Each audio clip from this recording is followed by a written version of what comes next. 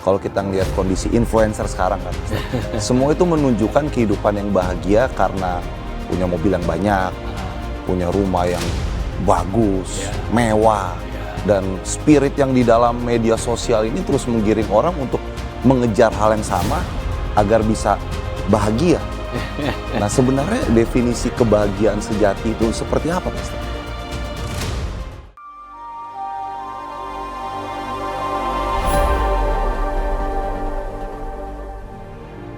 Selamat datang di dalam Ruang Tyrannus, The Room of Revivalists and Reformers. Ruang Tyrannus kali ini akan membahas mengenai influencer sejati. Jika kita melihat dunia media sosial sekarang, tentunya kita bisa memperhatikan ada banyak influencer yang muncul di dalam media sosial. Dan standar yang kita lihat adalah kekayaan, apalagi kemewahan, kemudahan hidup, dan uang yang banyak. Itulah standar dari influencer sejati yang dimiliki oleh dunia ini tentunya. Namun apa yang menjadi sudut pandang firman Tuhan mengenai influencer sejati? Hari ini kita akan kupas tuntas di dalam Ruang Tyrannus, tentunya bersama dengan narasumber tetap saya yang telah ada di samping saya. Mari kita sambut bersama narasumber tetap kita, Pastor Stephen Agustinus. Selamat datang, Pastor, di dalam Ruang Tyrannus. Senang bisa kembali berinteraksi dengan Gideon dan para pemirsa yang ada. Haleluya. Sehat-sehat, Pastor? Sehat selalu, puji Tuhan. Ya, baik, Pastor. Sekarang kita ingin membahas mengenai influencer. Oke. Pastor Stephen terus menyatakan bahwa Tuhan akan membangkitkan influencer sejati. Nah, influencer sejati itu seperti apa, Pastor? Maksudnya kan kalau sekarang kita lihat di dunia media sosial, semua orang itu bisa menjadi influencer. Oke. Dan kalau yang ciri khasnya ya terkenal, viral, kaya raya. Nah, itulah influencer. Nah, kalau yang sudut pandang Pastor Stephen sendiri mengenai influencer sejati itu seperti apa? Ya, saya percaya yang namanya influencer sejati itu kan hanya istilah influencer sejati. Kalau saya tarik ke dalam Alkitab, istilah yang dipakai dalam Alkitab itu menjadi garam dunia dan menjadi terang dunia. Ini harus dialami dan dimanifestasikan oleh setiap orang percaya. Di mana kehidupan kita begitu dipengaruhi dengan suasana sorga, dengan kuasa firman dan Roh Kudus.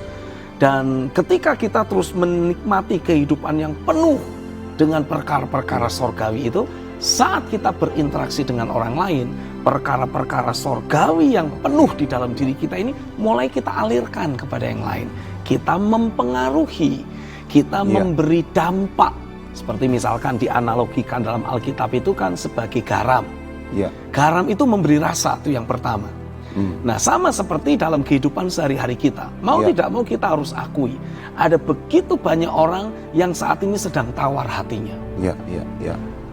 Pandemik dibuat semakin tambah panjang.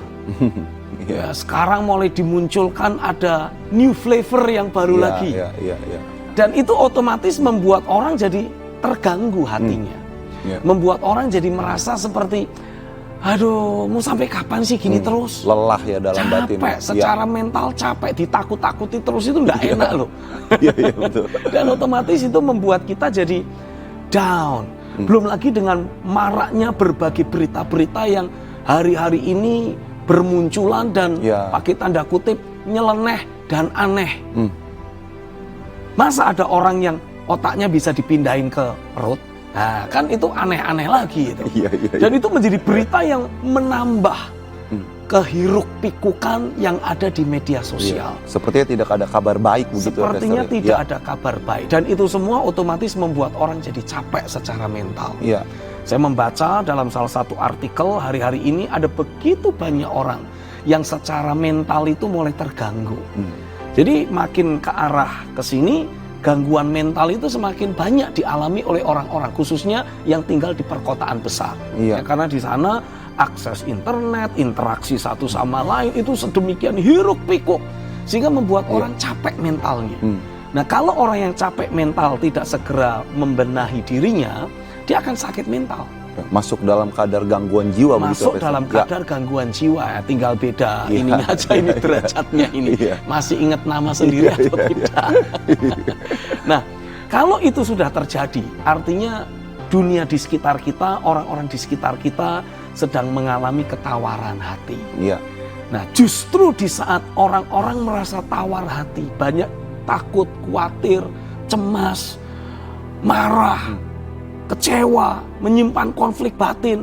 Itu semua kan menunjukkan kalau orang-orang yang ada membutuhkan kehadiran kita yang membawa kasih, damai sejahtera, ketenangan, sukacita yang kita terima dari hadirat Tuhan. Itulah fungsi garam, memberi rasa. Sehingga orang-orang yang selama ini sudah putus asa, patah semangat, tidak ada kegairahan hidup, sudah tidak jelas mau kemana, masa depan seperti apa, udah nggak jelas. Dengan kehadiran kita, mempengaruhi mereka, kita memperkatakan kata-kata firman hidup kekal yang kita terima dari Tuhan. Maka saya percaya apa yang kita perkatakan ini akan menumbuhkan pengharapan baru. Apalagi kalau ditambah dengan kesaksian hidup yang kita alami. Atau minimal kita menceritakan kesaksian yang dialami oleh salah satu dari saudara seiman kita. Bagaimana Tuhan melawat mereka, Tuhan bekerja dalam hidup mereka. Ada banyak terobosan, mujizat, perkara-perkara supernatural. Itu kalau diceritakan, ya orang boleh tidak percaya. Tapi itu benih sudah masuk. Karena suka tidak suka, ini pengalaman nyata. Ini kisah nyata ini. Bukan cuma karangan, orangnya ada. Jadi kalau saudara tidak percaya, ya tidak apa-apa. Tapi kenyataannya ada. Jadi ini menjadi sebuah benih yang pasti akan mulai masuk bekerja dalam hidupnya. Dan sekali waktu nanti, orang-orang yang menerima taburan, kesaksian tentang kebaikan Tuhan yang kita lakukan, pasti akan datang cari kita. Dan saat itulah kita bisa bimbing mereka untuk bertemu dengan sumber kehidupan itu sendiri. Itu baru satu fungsi dari garam, memberi rasa. Tapi garam juga bisa mencegah pembusukan. Jadi ketika kita melihat kondisi yang ada di sekitar kita, memang mau tidak mau orang itu jadi semakin hopeless. Apa ya masih ada orang baik? Apa ya masih ada orang yang mau hidup benar? Karena kesannya kesuksesan itu harus diperjuangkan secara sedemikian rupa. Sehingga bahkan kalau harus mengorbankan orang lain, kita nginjek orang lain supaya kita bisa naik, ya tak injek. Sehingga orang itu jadi merasa seperti kayak putus asa. Apa yang masih ada orang baik di muka bumi? Nah, kita ini kan dijamah Tuhan, diperlengkapi dengan kuasa Roh Kudus, mengalami penyingkapan firman. Tujuannya apa? Mengalami perubahan sifat, mengalami perubahan sikap hati. Sehingga ketika kita mengasihi, ya kita mengasihi dengan tulus. Ya, banyak orang menunjukkan rasa sayang, rasa kasih, tapi ada yang dia mau, tidak tulus. Nah, ini kita mengasihi dengan tulus. Ya, mungkin awalnya tetap dicurigai. Tapi dengan kekonsistenan kita yang terus mengasihi dengan tulus, pasti akan mulai diterima. Kita mulai mencegah pembusukan. Kita menghambat hopelessnya masyarakat ini. Kita mulai stop, kita mulai hentikan. Oh, ternyata masih ada orang baik. Ternyata masih ada orang yang rela berkorban demi orang lain yang bahkan tidak dikenal. Yang bahkan tidak pernah ketemu. Baru ketemu tapi menunjukkan belas kasihan dan kasih yang tulus. Nah, saya percaya fungsi kita sebagai garam yang mencegah pembusukan, memberi rasa, ini akan memposisikan kita di mata banyak orang sebagai seorang influencer, memberi pengaruh yang baik, pengaruh yang ilahi. Bukan pengaruh yang jahat, tapi pengaruh yang baik, pengaruh yang ilahi. Nah, saya percaya itulah seharusnya keberadaan diri kita. Jadi sebenarnya lebih kepada kehidupan sehari-hari ya, Pastor. Karena kan kalau di media sosial sekarang kan, ya tampilan media sosial dengan kehidupan sehari-hari kan kadang berbeda. Sangat jauh berbeda. Ketika di media sosial kita lihat, kelihatannya happy, bahagia. Tapi hidup sehari-harinya, wah bisa pukul-pukulan, lempar-lemparan piring itu. Tapi ketika tiba waktunya upload, wah semua happy. Belum lagi yang kemudian mungkin kesannya wah makan aja di hotel mewah, hotel bintang 5. Nah, ternyata itu cuman hasil foto. Dia nyewa tempat, nyewa waktu, rame-rame barengan. Jadi ya ini kejadian nyata ini. Ada sekelompok orang ya pengen kelihatan tampil wah, sehingga orang yakin bahwa dia itu orang yang kaya, orang yang sukses. Tapi karena tidak punya duit, caranya dia patungan sama beberapa orang. Yuk kita nyewa ruangan di hotel A katakanlah gitu, atau makan di hotel A. Ya udah, kita belinya 1 porsi. Nah setelah itu difoto-foto, dikasih timer 15 menit, dah ganti orang lain. Ya makanannya ya yang sama itu, dia foto-foto, lalu setelah itu 15 menit ganti orang lain lagi. Nah setelah itu kita bayar bareng-bareng, jadi kan murah. Yang penting apa? Dapat foto, dapat konten untuk diupload biar kelihatan sukses. Padahal pada kenyataannya habis jual kolor dia. Jadi sebenarnya memang tidak ada hubungannya dengan kondisi influencer sekarang ya, Pastor ya? Iya, gimana ya? Kalau kita menyebut influencer yang sekarang ini marak bermunculan di medsos, ini memang suka tidak suka kita harus mengakui bahwa banyak dari mereka itu lebih indah dari warna aslinya. Artinya apa? Yang aslinya ya jelek. Cuman dipoles sana poles ini jadi kelihatan indah, dan itu yang ditampilkan, pencitraan, tidak realita. Nah kita ini harus menjadi pribadi yang real. Kita ngalami Tuhan, kita ngalami pekerjaan firman, hidup kita dibangun, hidup kita bahagia bukan karena aspek-aspek eksternal, tapi karena memang ada roh yang bekerja dalam hidup kita. Sehingga sebagai akibatnya ya ketika kita berinteraksi dengan orang lain, yaitu mengalir begitu saja. Sebagaimana apa yang kita alami bersama dengan Tuhan secara pribadi, ya itulah yang mengalir kepada orang lain. Jadi bukan disetting, bukan dibuat-buat, bukan pencitraan, tidak, ini realita. Dan itulah yang saya percaya Tuhan ingin lakukan lebih lanjut dalam hidup saudara.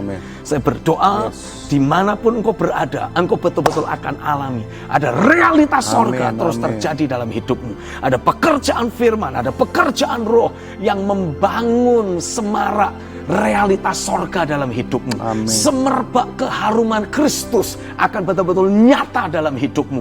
Orang berinteraksi denganmu, orang suka tidak suka harus mengakui ada kehidupan yang sehat, ada kehidupan yang ilahi dalam dirimu. Dan mereka akan mulai tertarik, mereka akan mulai ditarik untuk menikmati hal yang sama seperti yang kau alami di dalam Tuhan. Aku berdoa demi nama Yesus, buat engkau yang selama ini masih hidup hanya pencitraan, atau bahkan mungkin memang realita, tapi realitanya buruk. Hari ini saya berdoa, tangan kuasa Tuhan bekerja dalam hidupmu. Tuhan pakai acara ini, program ini, untuk membuka mata hatimu, menyadarkan engkau bahwa Tuhan mempunyai banyak perkara-perkara supernatural, perkara-perkara yang indah, yang ilahi, yang Dia sediakan bagimu. Dan engkau mulai mengejar Dia secara mati-matian, gila-gilaan, habis-habisan. Terjadilah atasmu di dalam nama Yesus. Haleluya, amin. Haleluya. Ya baik Pastor Sifat, saya tertarik ingin menanyakan ini Pastor. Kebahagiaan sejati itu sebenarnya seperti apa Pastor? Karena kan begini, kalau kita ngelihat kondisi influencer sekarang kan Pastor, semua itu menunjukkan kehidupan yang bahagia karena punya mobil yang banyak, punya rumah yang bagus, mewah, dan spirit yang di dalam media sosial ini terus menggiring orang untuk mengejar hal yang sama agar bisa bahagia. Nah sebenarnya definisi kebahagiaan sejati itu seperti apa Pastor? Yang pasti namanya kebahagiaan itu harus lahir dari dalam hati kita. Bukan disebabkan karena faktor-faktor eksternal. Bisa kok orang bahagia tinggalnya di gubuk. Jangan dipikir kebahagiaan itu hanya bisa dinikmati kalau sudah punya rumah yang mewah, yang tinggi berlantai-lantai, lantainya dari marmer, baru bahagia. Tidak. Kebahagiaan sejati itu bukan eksternal. Itu hanya pelengkap, itu hanya tambahan. Tapi kebahagiaan sejati selalu terlahir dari hati. Makanya ada istilah, bahagia itu sederhana. Iya, iya. Tapi yang kita harus pahami, untuk kebahagiaan itu lahir dari hati kita harus pastikan kita ini menjadi pribadi yang utuh. Iya. Kita menjadi pribadi yang terhubung dengan Sang Pencipta itu sendiri. Amin, amin. Karena itulah sumber kebahagiaan sejati. Dunia ini mencoba menawarkan kebahagiaan yang semu. Iya. Dengan memberikan jargon-jargon yang keliru. Kalau punya uang banyak, kamu bisa beli apa saja, Iya. dan kamu akan bahagia. Itu lupa, itu tidak dijelaskan, ada kurung buka dan kurung tutupnya. Kamu punya uang banyak, bisa beli apa saja, kamu bahagia. Lalu ada kurung buka, hanya sementara, kurung tutup. Iya, iya. Itunya dihilangin ya, Pak? Itunya Iya. disembunyiin, ditulis Disembunyikan. kecil gitu. Karena kebahagiaan yang sejati itu bukan karena kita punya uang banyak. Bukan karena kita bisa beli apa saja yang kita mau. Karena ketika kita bisa membeli apa saja, belum tentu kebahagiaan yang kita rasakan saat menikmati apa yang kita beli itu long lasting. Kadangkala hitungannya cuma detik kok. Saya kasih contoh. Iya, iya. Ini ada orang hobinya shopping. Dia sampai bilang begini, kalau aku nggak shopping, aku tuh bisa sakau. Sakau shopping. Jadi memang dia merasa bahagia karena bisa shopping. Nah, dia punya uang banyak. Haleluya kan? Iya. Jadi bisa shopping kan? Dia sudah belanja sampai, wah itu kantong plastik yang bawa belanjaannya itu sampai seluruh tangan itu sudah penuh, 2 tangan. Iya. Happy kan? Bahagia kan? Bisa beli jam ini, bisa beli tas itu, Branded bisa beli semua baju lagi gitu. ini, Ya. branded semua. Ya. Tapi begitu tas belanjaannya ditaruh, dia akan merasakan kekosongan. Ini tidak bahagia. Iya. Karena artinya apa? Dia harus belanja lagi supaya bahagia lagi. Awalnya belanja bawa 1 tentengan. Setelah dia taruh, kosong lagi. Belanja. Dan pasti tidak akan puas kalau beli 1 doang. Nah, mulai lebih banyak. Iya. Sampai akhirnya seperti kecanduan obat bius. Makin lama makin bertambah dosisnya, makin sering sampai akhirnya overdosis. Iya, iya. Dan orang-orang yang terus mencoba mengejar kebahagiaan dari hal-hal yang eksternal pasti akan menikmati ada efek sampingnya juga. Orang berkata, wah aku happy kalau makan.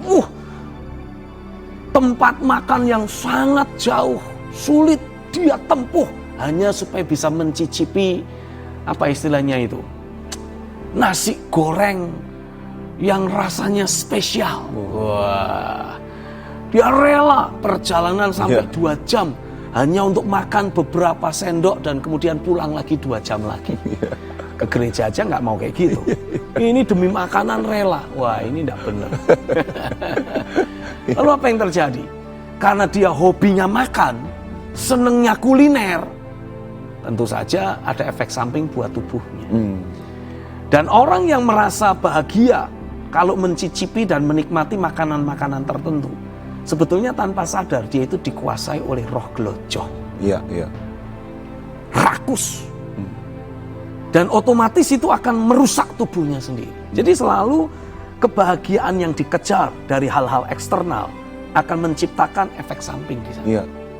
Beda dengan kebahagiaan sejati yang datang dari dalam hati kita. Karena ada pekerjaan Roh Kudus, karena ada penyingkapan firman, dan karena kita terhubung dengan Tuhan sebagai sumber dari segala kebahagiaan yang ada di atas muka Iya, bumi. iya. Ketika kita terhubung dengan realita Tuhan, kebahagiaan kita ini long lasting. Amin, amin. Yes. Kebahagiaan kita ini sifatnya kekal. Yes. Dan tidak bisa terganggu ataupun dicuri oleh apapun juga yang sifatnya eksternal tadi. Karena internal ini, di dalam ini. Jadi tidak ada yang bisa mencuri, tidak ada yang bisa ambil. Dia bisa berbagi kebahagiaan kepada sebanyak mungkin orang. Dia bisa tularkan kebahagiaan itu. Tapi dia sendiri tidak mengalami kekurangan bahagia.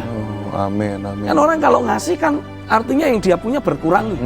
Tapi orang yang menikmati kebahagiaan dari dalam batinnya, ketika dia berbagi kebahagiaan kepada orang lain, tidak akan pernah habis. Amin. Rasa sukacita dan bahagianya malah justru bermultiplikasi. Amin, amin. Jadi saya ingin tegaskan kepada setiap saudara, belajar kenali Apa yang selama ini membuat engkau bahagia sih?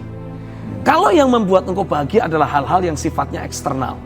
Ketika tidak ada masalah, saya bahagia. Itu eksternal. Itu eksternal. Eksternal ya. ya. Karena masalah ya memang akan selalu ada. Ya. Wong kita kalau ada rekaman seperti ini, AC tidak dinyalakan, masalah. Kita keringetan kan. Panas, nggak nyaman. Tapi AC dinyalain, kok ya dingin banget. Masuk angin. Masalah lagi. Masuk angin kita. Jadi ya suka tidak suka kita hidup berdampingan dengan masalah. Iya. Tapi bukan berarti kalau ada masalah kita tidak bisa bahagia. Karena kebahagiaan itu di dalam. Iya. Ada masalah kita bahagia, tidak ada masalah tambah bahagia. Harusnya kan seperti itu. Karena sifatnya internal dari dalam diri kita. Amin. Makanya Alkitab juga menuliskan dari dalam hatimu, Alkitab bilang akan mengalir aliran-aliran air hidup. Amin. Nah, saya berdoa seberapa banyak saudara yang sering kali kehilangan sukacita, kebahagiaan karena selama ini engkau menikmati kebahagiaanmu secara eksternal. Hari ini saya berdoa, Roh Kudus bekerja dalam hidupmu, menyadarkan engkau bahwa kebahagiaan yang sejati sifatnya adalah internal, sifatnya dari dalam, menyeruak keluar. Disebabkan karena kita terhubung dengan realita Tuhan. Dan barulah kebahagiaan sejati engkau nikmati. Amin. Saya berdoa, biarlah seberapa banyak engkau yang terus menikmati persekutuan dengan Tuhan, engkau mulai digerakkan oleh Tuhan untuk membagi kebahagiaan yang engkau nikmati kepada banyak orang yang lain. Amin. Dan saya berdoa ketika engkau berkata-kata, menyaksikan kebaikan Tuhan, sesuatu terjadi dalam diri orang yang mendengar perkataanmu itu. Amin. Terjadilah di dalam nama Yesus. Haleluya. Amin. Iya, baik Pastor Stephen. Kalau saya lihat nih Pastor ya, di media sosial itu kan influencer itu rata-rata banyak anak muda Pastor. Nah, kalau dibandingkan dengan influencer zaman dulu sebelum kemerdekaan, yang memang orang anak-anak muda itu memikirkan kemerdekaan, rasanya sangat jauh berbeda. Betul. Yang influencer sekarang kayaknya nikmat betul begitu hidupnya. Zaman dulu kayaknya banyak pengorbanan yang harus dilakukan. Tapi itulah yang membuat Indonesia ngalamin kemerdekaan gitu, Pastor. Nah, kalau dari sudut pandang firman Tuhan sendiri, Pastor, influencer anak-anak muda ini seharusnya seperti apa, Pastor? Saya percaya kalau kita merujuk kepada prinsip-prinsip firman, anak-anak muda ini harus justru mulai berinvestasi pada kualitas hidup yang ada dalam dirinya. Ketika Paulus bertemu dengan Timotius, Paulus itu sampai terkagum-kagum melihat kualitas hidup yang dimiliki oleh Timotius. Hasil investasi dari nenek dan ibunya. Sehingga bahkan ketika Paulus mengutus Timotius untuk memimpin jemaat yang ada di Efesus, Paulus memberi penegasan kepada Timotius. Ini Efesus ini kan pusat revival nih, yang dipimpin oleh Paulus sendiri. Lalu ketika Paulus pergi, Paulus utus Timotius untuk melanjutkan pelayanan di sana. Paulus bisa berkata, jangan biarkan ada seorang pun menganggap engkau rendah karena engkau muda. Jadi walaupun kita masih muda, kita bisa saja memiliki kualitas yang unggul. Nah, keunggulan kualitas kita itu sifatnya internal lagi. Selama ini kan kalau kita lihat, ada banyak orang yang membanggakan keberhasilan. Tanpa dia menunjukkan kualitas yang sejati. Kenapa? Ya karena keberhasilannya fake. Keberhasilannya itu palsu. Ya, kelihatannya wah, ini berapa? 5 juta, murah. Terus kemana-mana maunya naiknya apa? Mercy atau apa? Naiknya pesawat bahkan. Murah itu, gampang itu. Tujuannya apa? Menarik orang-orang untuk membayar sesuatu. Pakai tanda kutip berinvestasi kepada dirinya. Tapi pada kenyataannya itu investasi bodong. Artinya kesuksesan yang dia tunjukkan palsu. Tapi kalau kita berfokus untuk membangun kualitas hidup kita, ini otomatis keberhasilan itu akan muncul dengan sendirinya. Dan saya ingin memberi penegasan kepada setiap saudara yang sedang gandrung mengejar kesuksesan yang bisa diraih dalam waktu singkat dan dengan mudah. Saya kasih tahu, tidak pernah ada kesuksesan yang mudah yang diraih dalam waktu singkat dan terjadi begitu saja. Kecuali saudara punya jinnya Aladin. Tapi kalau kita belum pernah ketemu sama jinnya Aladin yang bertanya, wah, aku beri satu permintaan. Ya enggak bisa. Yang namanya kesuksesan itu harus diupayakan. Iya. Kesuksesan itu harus dikerjakan dengan tekun. Dan kalau kita berfokus untuk membangun kualitas hidup kita, kita menginvestasikan apa yang kita punya, termasuk waktu, tenaga, dan resources yang kita punya untuk meningkatkan kualitas hidup yang kita miliki. Bersamaan dengan kualitas hidup itu semakin bertumbuh, otomatis kesuksesan pun akan semakin bertambah nyata. Makin kualitas kita mencapai titik yang lebih bagus lagi, level keberhasilan kita pun akan terus naik. Jadi jangan fokus kepada suksesnya, fokus kepada kualitas. Seberapa jauh kualitas hidup yang kita miliki, sejauh mana kualitas hidup yang ada dalam diri kita, ini yang menentukan sejauh mana kesuksesan yang sejati kita nikmati. Nah, kualitas yang Pastor Stephen sendiri maksudkan itu seperti apa, Pastor? Karena kan ada banyak orang yang mengklaim dirinya berkualitas juga sekarang kan. Nah, itu kualitas spesifiknya seperti apa, Pastor? Yang kita butuhkan sebetulnya yang pertama itu adalah watak, tapi juga butuh otak.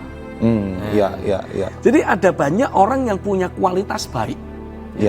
Baik hati, suka menolong, punya kejujuran.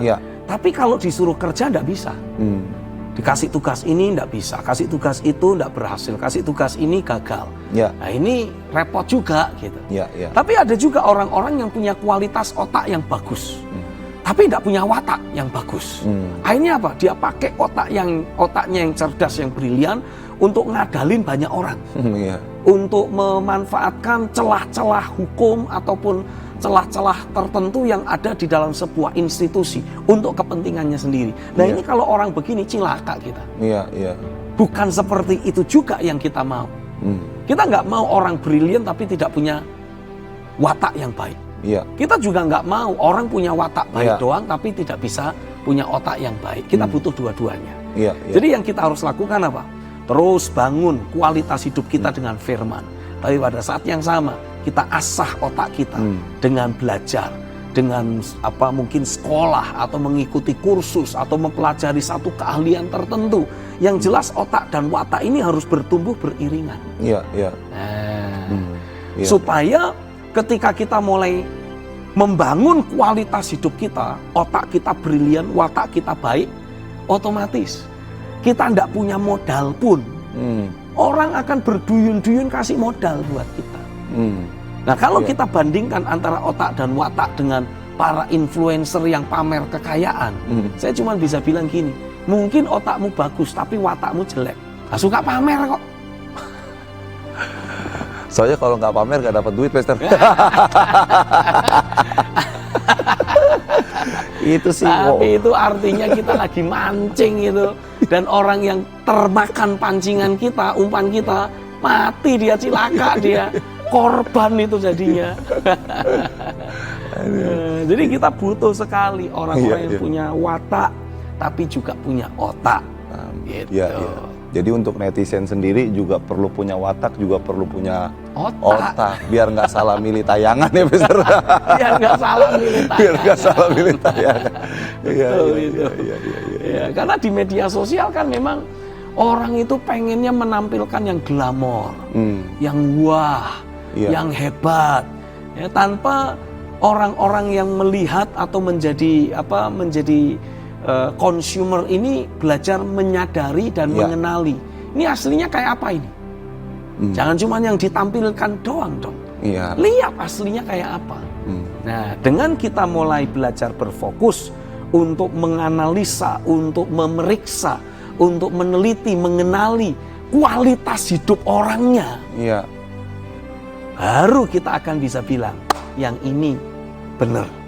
Suksesnya beneran, bukan pencitraan, bukan hanya sekedar memanfaatkan tampilan-tampilan untuk menipu orang. Ya, baik, Pastor. tanggal 17 sampai 19 Agustus, Pastor Stephen ingin mengadakan acara dipanggil untuk membangun negeri. Nah itu sebenarnya tujuannya apa, Pastor? Apakah ada hubungannya juga dengan influencer sejati ini? Ada hubungan yang sangat erat dengan influencer sejati ini. Indonesia membutuhkan orang-orang yang bisa menginspirasi dan sekaligus membangun kualitas manusia Indonesia yang ada. Dan saya ingat betul ketika Indonesia tahun 1998 pernah mengalami krisis. Dan krisis ekonomi yang ada berkepanjangan, berkelanjutan sampai menciptakan krisis multidimensi. Terjadi kegoncangan politik, terjadi kegoncangan banyak aspek. Saya ingat pada waktu itu ketika saya lagi doa, Tuhan memberikan sebuah pernyataan rohani. Dia berkata seperti ini, semua aspek dan semua material yang dibutuhkan untuk pemulihan Indonesia, Tuhan bilang, aku sudah taruh di dalam gerejaku. Amin. Permasalahannya, gereja Tuhan tidak belajar mengenali jati dirinya.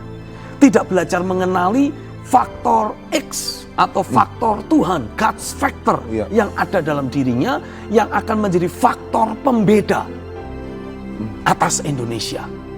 Karena ya suka tidak suka kita harus mengakui lah, yang namanya orang Kristen itu selalu dianggapnya minoritas, dikesampingkan, dikerdilkan, dikecilkan, dibikin terpencil, dipojokkan, dan itu pun sambil ketakutan begitu rupa. Dan kalau bisa dihapus dalam sejarah lagi. Dihapus dari sejarah. Dan tidak bisa dipungkiri, memang ada kesalahan gereja juga. Gitu. Gereja Tuhan seringkali menjadi eksklusif, bla bla bla bla. Tapi terlepas dari siapa salah siapa benar, saya ingin memberikan sebuah message buat semua saudara. Saya percaya engkau adalah orang yang Tuhan tetapkan untuk bisa ikut ambil bagian membangun bangsa ini. Ya, dalam beberapa tahun ke depan, Indonesia akan memasuki apa yang disebut dengan istilah bonus demografi, di mana usia anak-anak produktif, orang-orang produktif yang ada di Indonesia jumlahnya sangat besar, sangat banyak, lebih banyak dari usia tidak produktif, ya, usia anak-anak atau orang dewasa, maksud saya orang tua. Tapi seandainya bonus demografi ini tidak kita cermati dan tidak kita sikapi dengan tepat, ini justru akan menjadi musibah bagi Indonesia. Harusnya jadi berkah, tapi kalau disikapi dengan keliru jadi musibah. Itu sebabnya saya meyakini acara tanggal 17 sampai 19 Agustus ini adalah sarana yang Tuhan pakai untuk menyadarkan gereja Tuhan. Bahwa di dalam gereja sendiri ada banyak orang-orang percaya yang akan Tuhan pakai untuk membawa perubahan bagi Indonesia. Hanya mereka belum disadarkan. Nah, saya mengajak saudara, ayo mari kita bergabung di acara tanggal 17 sampai 19 Agustus. Dan saya percaya di situ Tuhan akan berbicara banyak dalam hidupmu. Dia akan mengubah jati dirimu yang selama ini seperti dianggap minoritas dan tak berdaya, terpojok. Kemudian berubah menyadari aku ini faktor pembeda buat Indonesia. Sehingga ketika bonus demografi datang atas Indonesia, kita akan bisa memberdayakan ada banyak orang. Dan Indonesia akan mencapai puncak kejayaan, puncak kesuksesan, keberhasilannya sebagai sebuah bangsa. Karena gereja Tuhan ikut bertindak, mengambil bagian, membangun negeri ini. Saya mengajak mengundang saudara untuk betul-betul bisa set waktu saudara. Ya, masih ada beberapa hari ke depan. Set waktumu, pastikan engkau bisa ikut bergabung dalam pertemuan membangun negeri. Dipanggil untuk membangun negeri. Tanggal 17 sampai 19 Agustus. Haleluya. Nah, menarik Pastor, di acara itu ada Pastor Stephen, Pastor Cyrus yang kita tahu sudah sering bersama dalam suatu event. Tapi ditambah satu lagi dengan Pastor Daniel Alexander. Nah, ini bagaimana Pastor? Apa yang Pastor Stephen ingin tuju dengan kehadirannya Pastor Daniel Alexander di event ini? Ya, saya percaya bahwa Pastor Daniel Alexander ini adalah salah satu dari hamba Tuhan yang menangkap isi hati Tuhan untuk bersama-sama membangun Indonesia. Beliau sudah mendedikasikan hidupnya cukup lama, belasan tahun di Papua, membangun Papua. Dan kita mulai melihat buah-buahnya. Kita betul-betul bersyukurlah dengan apa yang Tuhan kerjakan lewat beliau. Terlepas dari banyak orang merasa, tapi Pak Daniel kalau khotbah tentang gereja itu sifatnya menyerang. Ya itu saya mendapati itu karena hasrat dan cinta akan Tuhan dan cinta akan gerejanya yang begitu berkobar-kobar dalam hidup Pastor Daniel ini. Karena memang pada kenyataannya kita harus akui lah, ada banyak gereja yang sudah mulai keluar atau mengingkari kodratnya. Ya. Mengingkari kodratnya. Iya. Kodratnya gereja itu menjadi berkat, bukan cari berkat. Iya. Membuat orang lain sukses, bukan sibuk cari kesuksesan. Udah jauh dari kodrat ini. Itu jauh sekali dari kodratnya. Gereja Tuhan itu tidak boleh, apa istilahnya, tunduk kepada mamon, kepada uang. Bukan seperti kebanyakan gereja yang justru duit aja yang terus dibahas, dibicarakan. Nah, melihat gereja Tuhan mulai kehilangan kodratnya, ya tentu saja sebagai hamba Tuhan marah lah. Iya. Makanya Pastor Daniel seringkali memberitahukan, ini keliru, tidak boleh seperti ini. Nah, cuman banyak orang yang membaca atau lebih tepatnya mencoba untuk menyimak apa yang menjadi pernyataan-pernyataan Pak Daniel ini sebagai sesuatu yang menyerang gereja. Tidak. Itu lahir dari hati yang justru mencintai Tuhan dan gerejanya. Itu kebenaran yang dia kemukakan. Karena gereja sudah banyak dimanipulasi juga oleh orang-orang tertentu yang menyebut dirinya pemimpin jemaat, oleh para pendeta. Kita tidak bisa pungkiri ada banyak para pendeta yang memanipulasi jemaat untuk memperkaya dirinya. Wah, itu bikin Pak Daniel marah luar biasa. Ya tidak cuma Pak Daniel lah, saya juga kok. Ya, cuman mungkin marahnya saya dengan marahnya Pak Daniel agak berbeda. Ya, saya belajar menyadari dirilah. Saya kan masih anak muda. Kalau beliau kan lebih senior. Jadi kalau bicara itu kan lebih ceng, langsung menusuk, mengorek dan membongkar apa yang salah. Nah, kalau saya kan harus belajar, ya namanya anak muda, kalau bicara ya lembut, tenang. Cuman kalau sudah tiba waktunya ya digorok juga. Lembutnya Pastor segitu ya, Pastor? Karena kita memang mau tidak mau harus berkata ya di atas yang ya, tidak di atas yang tidak. Ya, cuman kan cara ngomong ya-nya kan bisa beda-beda. Ada yang bilang ya, ada yang bilang ya, ya, lain-lain. Tapi kan pada intinya kita bicara ya sama. Gitu. Yang penting tujuannya sama. Yang penting tujuannya tercapai. Orang dibersihkan dari cinta dunia, cinta diri sendiri, cinta akan uang, dan kembali dibawa memiliki hati yang murni, hati yang tulus untuk mencintai Tuhan dan mencintai gereja Tuhan, mencintai pekerjaan Tuhan, punya niat menggenapi rancangan Tuhan di atas muka bumi ini. Itu yang harusnya kita lakukan sebagai hamba-hamba Tuhan.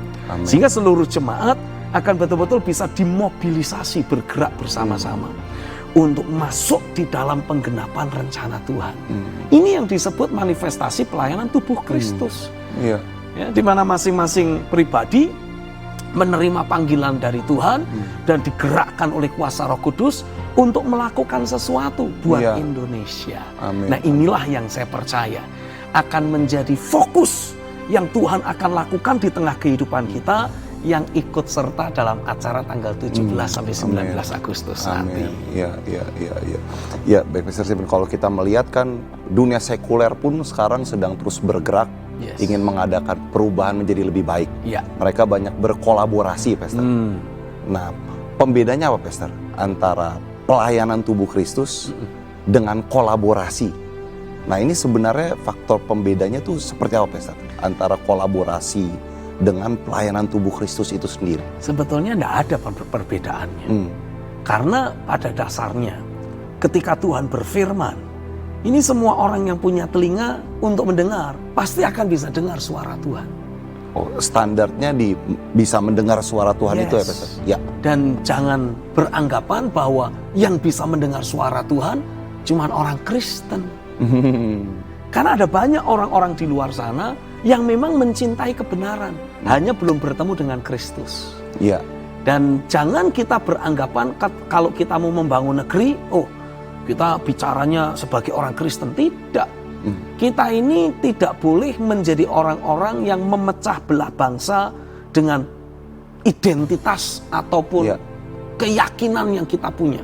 Tapi mari kita pastikan sebagai orang yang terhubung dengan Tuhan, mengerti pikiran dan hati Tuhan, mari kita kesampingkan hal-hal yang bisa menjadi sekat dan pembatas di antara kita sebagai sesama anak bangsa.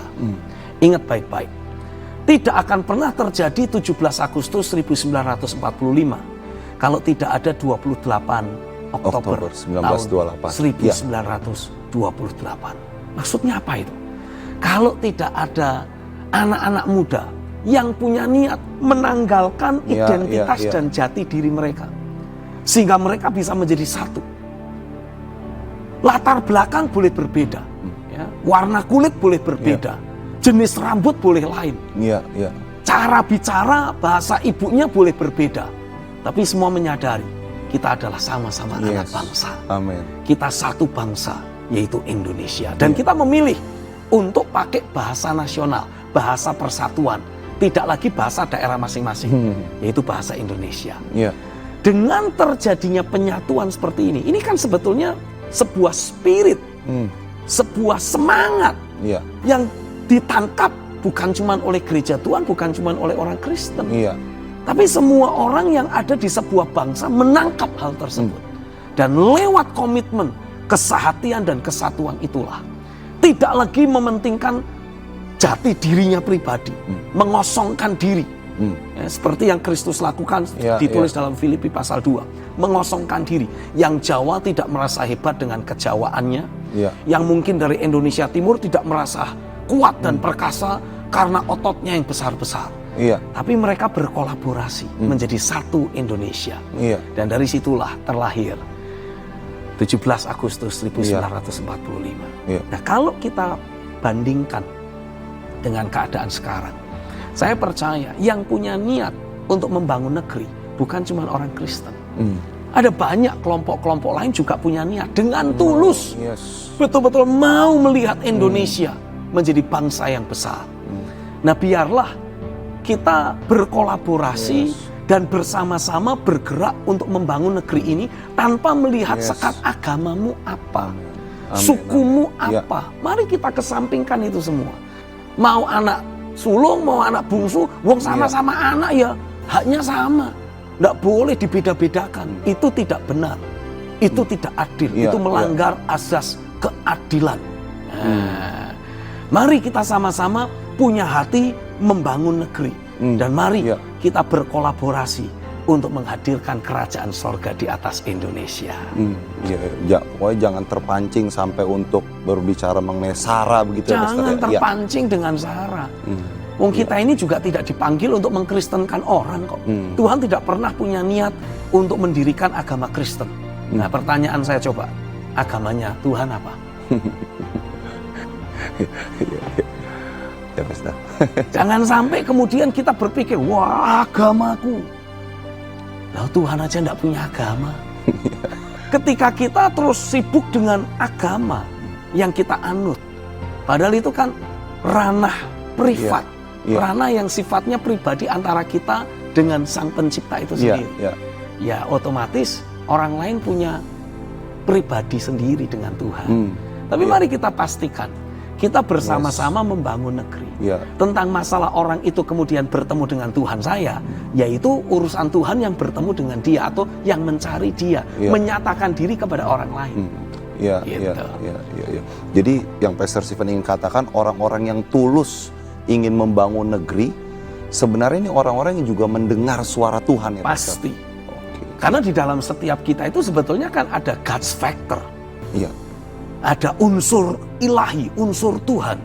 Ketika Tuhan menciptakan manusia, dia buat tubuh manusia dari debu tanah, lalu kemudian Tuhan menghembuskan nafas hidup ke lubang hidung orang itu. Ini artinya apa?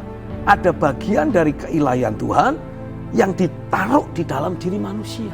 Dan inilah yang membuat manusia selalu mencari-cari realita Tuhan.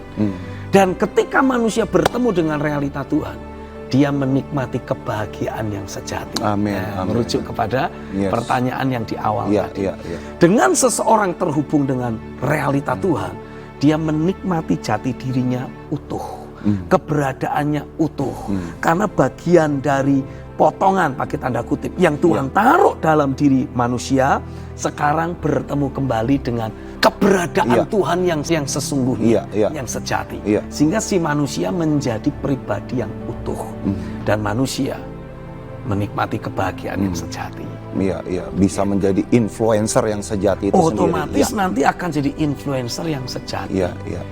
Watak dalam dirinya terus terbangun. Otaknya juga terus terasah. Jadi dia akan bisa menjadi pribadi yang unggul. Dia bisa menginspirasi kelompok masyarakat yang ada di sekitarnya, generasi yang ada di levelnya, sehingga mereka yang memang ada dalam masa aktif dalam hidupnya akan betul-betul menjadi pribadi yang produktif, bukan justru jadi beban negara. Baik Pastor Stephen, di terakhir maukah Pastor Stephen berdoa untuk netizen yang ada agar bisa menerima suara Tuhan yang sama, Pastor? Mari kita satukan hati. Kalau engkau tidak keberatan, arahkan tanganmu ke gadget yang saudara miliki. Hari ini Tuhan, aku berdoa kepada seberapa banyak kami yang sedang melihat program siaran ini. Aku berdoa dan aku deklarasikan tangan kuasa Tuhan akan terus bekerja, terus beracara.